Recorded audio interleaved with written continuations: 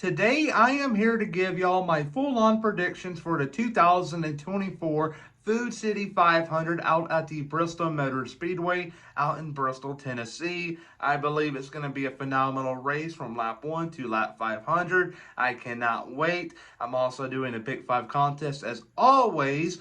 And the rules are, if you go 4 for 5, you get a hero card of your choice. And if you go 5 for 5, you get an autograph of a driver of your choice.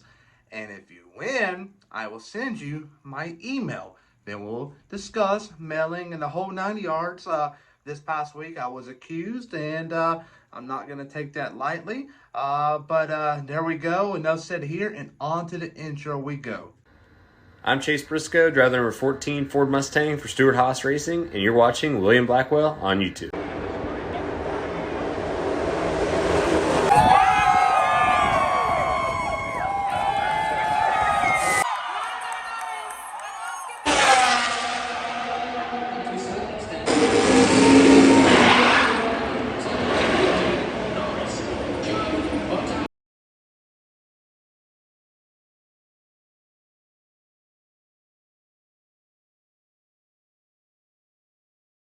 This past weekend, the NASCAR Cup Series went out to the Phoenix International Raceway to race there. And if you watched the race, I want to tell you firsthand, I am extremely sorry that you wasted 3 hours of your precious life that you'll never ever get back again. Yes, restarts were chaotic and fun to watch. As always, that's for every single track. Restarts are fun. But within 5 laps after a restart, the field got spread out, and after that, it was extremely hard to pass unless you had a clear tire advantage, like Martin Truex Jr. did at the end. He came all the way from the back a lap down to finish in, I believe, 7th place, if I'm not mistaken.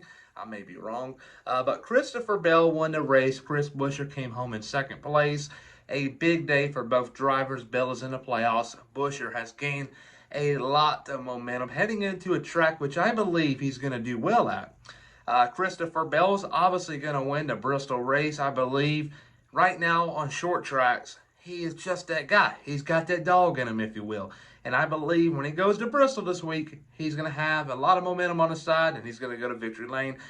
Win number 2 of the year. He'll be the first multi-winner this year, obviously, because we haven't seen Kyle Larson go back-to-back or 2 wins at all. William Byron, and who was the other at Atlanta? Daniel Suarez. So Christopher Bell will be your first repeat winner, and so there you go. Denny Hamlin will come home in 2nd place. Denny Hamlin had a great weekend this past week in Phoenix.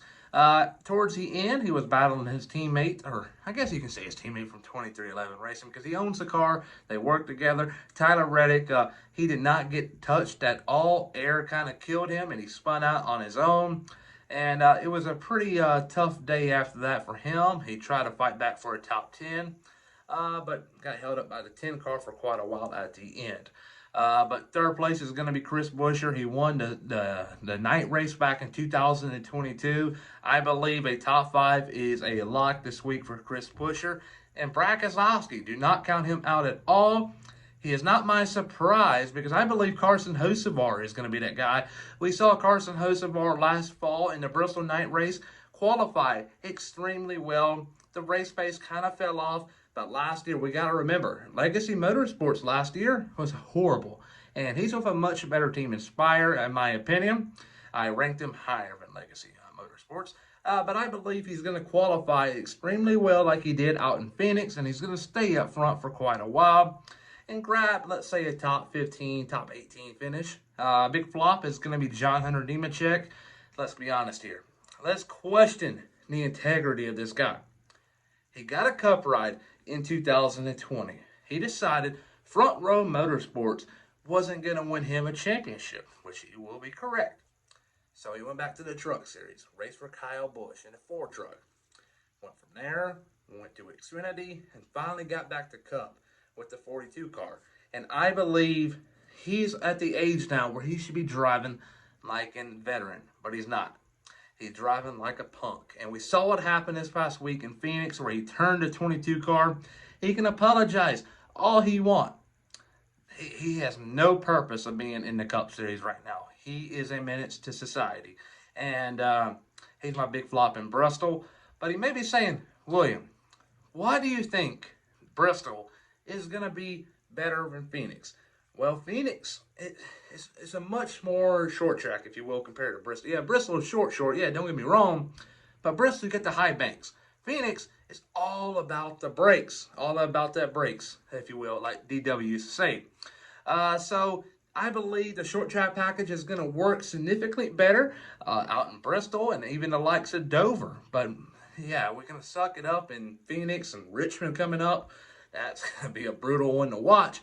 But also, we saw the Hendrick car struggle this past weekend, along with the other Chevrolet teams. I believe that right there was not just them struggling. I believe it was just them testing out new things, knowing that they're going to be in the championship like William Byron and Kyle Larson. They're going to be that far in the playoffs.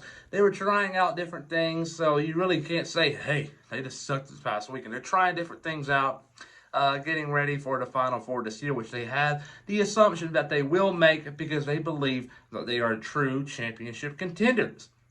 Last week, we saw Noah Gragson have a good finish. A lot of people got onto the App X, if you will, got to type in keyboard warriors. Hey, Noah Gragson, is he the alpha at Stewart-Haas Racing?